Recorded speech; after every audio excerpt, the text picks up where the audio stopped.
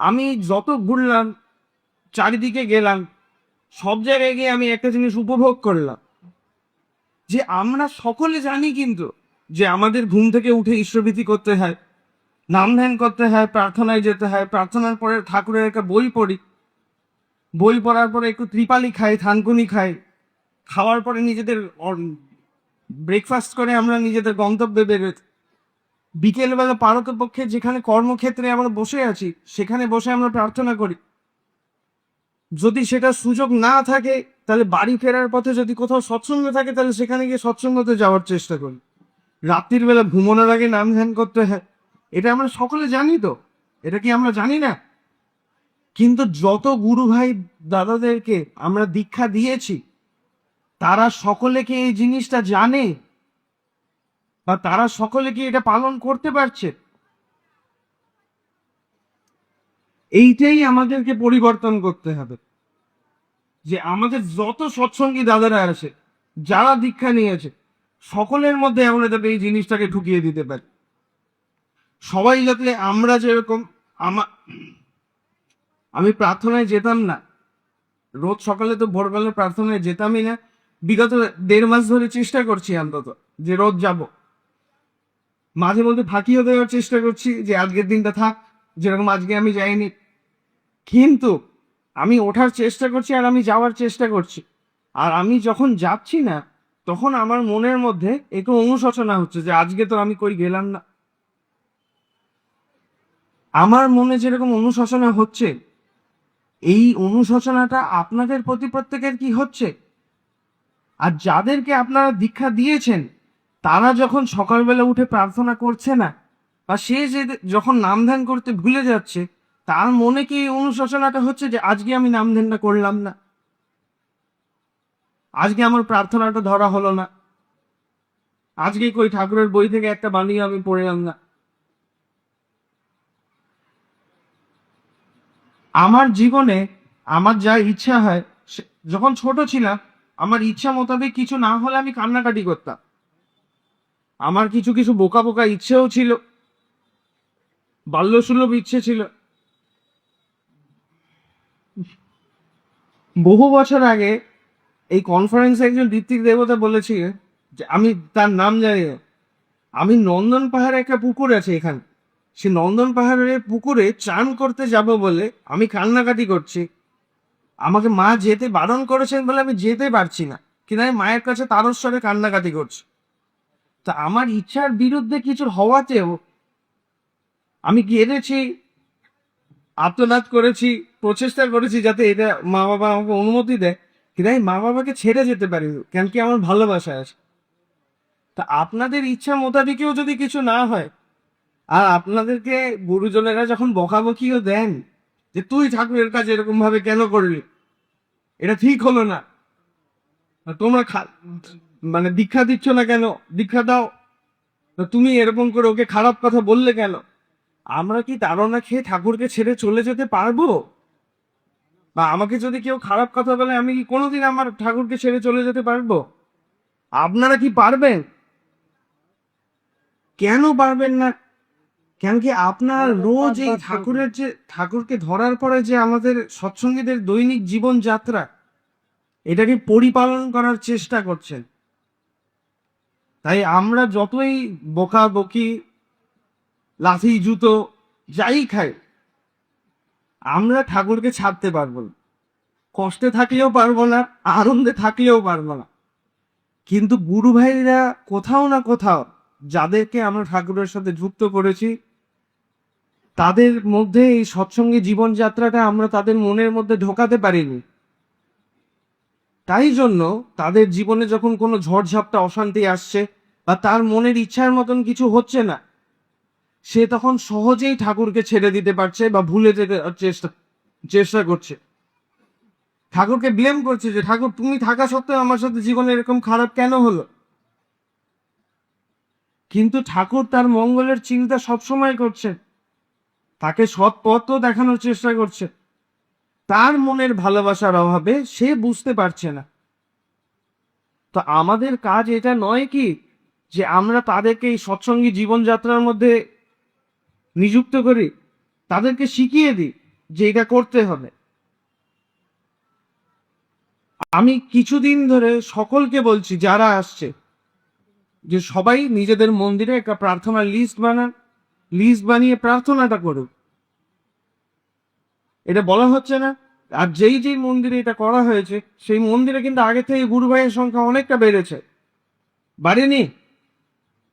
এইবার বিষয়টা হচ্ছে যে ওইটা একটা ইট বালি সিমেন্টের মন্দির। আমরা প্রত্যেকটা কর্মী ঠাকুরের মন্দির নই কেন? আর আমরা সবসময় যে আমাদেরকে কোথাও গিয়ে বা কোনো মন্দিরে বসেই প্রার্থনা করতে হবে তার তো মানে নেই।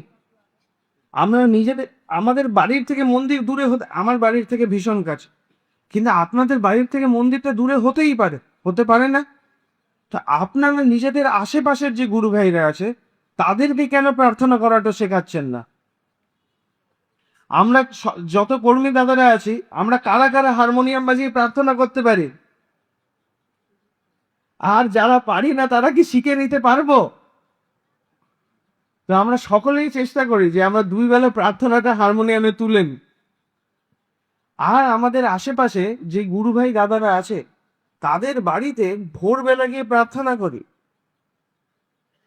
ভোরবেলা কারোর আমাদের চাকরি নেই, কেউ এখন দেওঘরে ভোরবেলা প্রার্থনা হচ্ছে, আরো গরমকাল আসতে চলেছে, আরো প্রার্থনা এগিয়ে যাবে। তো একটা সময় গিয়ে 4:56 প্রার্থনা হবে, খুব বেশি হলে নামপাঠ বাণীপাঠ। বাবা প্রার্থনার পরে এতক্ষণ কথা বলার পরেও প্রার্থনা শেষ হয়ে বাড়ি ফিরতে ফিরতে 1 ঘন্টা লাগে। যারা যারা চাকরিতে যান, কেউ কি ভোরবেলা 7টার আগে চাকরিতে বেরোন? খুব অল্প সংখ্যক লোক আছেন যারা এই ভোরবেলা 7টার আগে আমরা চাকরিতে চলে যাই। তাহলে আমার সারাদিনে সময় হবে না, আমার সারাদিনে বিভিন্ন রকমের কাজ আছে, কিন্তু আমরা ভোরবেলা কি ওই 1 ঘন্টা ঠাকুরের জন্য বার করতে পারি না? যে ভোরবেলা আমি 2 ঘন্টা নিজের পাড়ার মধ্যে ঘুরে প্রত্যেকদিন চেষ্টা করলাম আমি আরেকজনের কারোর বাড়ি থেকে একটু প্রার্থনাটা করে আসি। তাহলে ওদের প্রত্যেকের বাড়ির মধ্যে একটা ঠাকুরের ভাবের সৃষ্টি হবে, ওর সাথে একটু ইষ্ট আলোচনা হবে, ওর মনে হবে যে ঠাকুরের একটা মানুষ আমার খোঁজ নিতে এসেছিল। আর সকালবেলা ভালো মন্দ খাওয়াবে আপনাদের, কেন কি আমাদের দেশে বলা আছে যে অতিথি দেবো ভাব। তো কারোর বাড়িতে গেলে তারা আপ্যায়ন করতে মানে কোনো জায়গা ছাড়েন। আমাকে, আমি কিছু কিছু জায়গায় বলেছিলাম যে এটা শুরু করা যেতে পারে, তো একটা জায়গার থেকে আমাকে এসে জানালো যে সকালবেলা 3 দিন তারা প্রার্থনায় গেছে, একদিন তাদেরকে দই বড়া খাইয়েছে, একদিন ধোকলা খাইয়েছে, আর একদিন শুধু চা খাইয়ে পাঠিয়েছে। কিন্তু খাওয়া দাওয়াও চলছে, ঠাকুরকে নিয়ে আনন্দও চলছে, কথাবার্তাও চলছে। আর এইটা আমরা কেন করতে পারবো না? আর এই সময়টা আমাদের প্রত্যেকের জীবনে আছে যে এইটা আমরা দিতেও পারব, চাইলেই পারব। উপযোজনা কেন্দ্র যেখানে যেখানে আছে চেষ্টা করুন যে সেই উপযোজনা কেন্দ্রের মধ্যে যিনি আছেন বা সেই উপযোজনা কেন্দ্র যাদেরকে ঘিরে সেই লোকগুলোর মাঝখান থেকে যে কোনো একজন মানুষকে যাতে আমরা হারমোনিয়ামে প্রার্থনাটা শেখাতে পারি, সেই লোকটাকে দায়িত্ব দিই যে তুমি এই উপযোজনাকে ভিত্তি করে যে পরিবার পরিজনগুলো আছে তাদের বাড়িতে ভোরবেলা গিয়ে প্রার্থনা ধর। আর চেষ্টাটা হচ্ছে যে একটা উপযোজনার মধ্যে 60 থেকে 100টা পরিবারকে রাখি আমরা। আর যদি কোনো জায়গায় তার থেকে বেশি সংখ্যক গুরু ভাই থাকে তাহলে আমরা তার জন্য আরেকটা উপযোজনা খুলবো।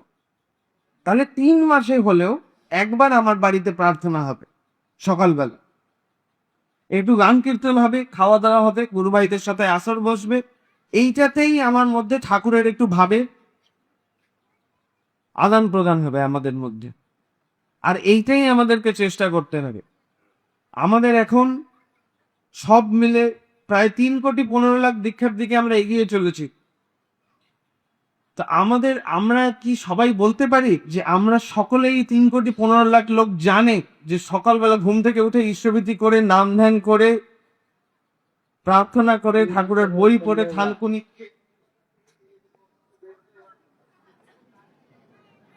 আর এইটা আমরা তাদেরকে শেখানোর চেষ্টা কেন করছি না, বা কেন এই জায়গাটা আমরা ছেড়ে দিয়েছি এখনো, এইটাই আমাদেরকে ভরতে হবে।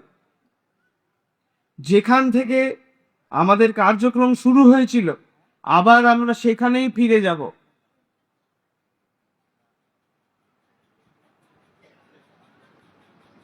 এইটা কোনো রাস্তা নয়, এটা একটা গোল চক্কর। একটা কাজ করতে করতে করতে করতে এগোবো, আবার যেখান থেকে শুরু করেছিলাম সেখানেই আসবো, আর এটাই করতে থাকবো যতক্ষণ সবাইকে না দীক্ষা দিয়ে দিতে পারছি। আমরা কাউকে ছাড়বো না। ঠাকুর বলেছে যে টিকটিকিকেও পারলে দীক্ষা দিতে, হ্যাঁ আমাকে একজন বলেছে, তো যতজনকে পারবো সকলকে দীক্ষা দেবো, এটাই আমাদের কাজ। আর প্রত্যেকটা মানুষের মধ্যে আমাদের যে জীবনযাত্রা আছে সেটাকে ফুটিয়ে তোলার চেষ্টা করব। আর এইটাই আমাদের এখন চেষ্টা হওয়া উচিত, এটাই আমাদের আগামী কর্ম। শুভ কাকা দুই দুই বছর আগে বা এক বছর আগে কনফারেন্সে বলেছিলেন যে দীক্ষা না দিলে দীক্ষাপত্রের কাজ কি করে হতো। তো দীক্ষা দেওয়াটা আমাদের প্রত্যেক কর্মীর কাছে আবশ্যক। আমি বেশি দীক্ষা দিতে চাই না, আমি সবসময় গা বাঁচিয়ে চলি, কিন্তু আগের বার আমি দেখলাম যে দীক্ষার সংখ্যা কমে যাচ্ছে। তাই আমি যাদেরকে পেরেছিলাম সব ঋত্বিক দেবতাদের কাছে অনুরোধ করেছিলাম যে সবাই দীক্ষা দেবেন। কিছুজন এসে জানিয়েছেন আমাকে যে 100টা দিয়েছি, 200টা দিয়েছি। আমি নিজের মুখ মুখ বাঁচাবো বলে আমিও 400টা দীক্ষা দিয়ে ফেলেছি। তা আপনারাও চেষ্টা করেন যে প্রত্যেকে যাতে দীক্ষাটা দিই, রোজ বেরিয়ে দীক্ষা দিই। একদিন কাউকে টেলিফোন করে সংগ্রহ করে রাখবেন দীক্ষা, আমি এসে দিয়ে যাব। এখান থেকে বেরিয়ে রোজ একটু একটু করে বের, যদি পারেন ওই রোজ ভোরবেলা যে এইটুকু প্রার্থনা করার কথা বলছি ওখানে আশেপাশে ঘুরলেই দীক্ষা হয়ে যাবে। এইখানে বোম্বের একজন ঋত্বিক দেবতা আছে, আমি তাকে কিছুদিন ধরে, উড়িষ্যার তিনি আসলে, তিনাকে আমি দেওঘরে ধরে রেখেছি। তিনি দেওঘরে 12-15 দিন এই যে দীক্ষাপত্রের কাজ হচ্ছে এই গ্রামে যেতে যেতেই তিনার 100 দীক্ষা পেরিয়ে গেছে 10-15 দিনের মধ্যে। আপনারাও চাইলে একটু বেরোলেই এটা হতে পারে, তাই না? বাবা হয়তো চলে এসেছেন বা আসছেন, তো এটাই আমরা করার চেষ্টা করব যে আমরা সকলে প্রার্থনাটা শিখি, সকলকে শেখাই। আর আমাদের এই সৎসঙ্গী দৈনিক জীবনযাত্রাটাকে প্রত্যেকটা গুরু ভাইয়ের মনে প্রাণের মধ্যে যাতে আমরা তুলে ধরতে পারি।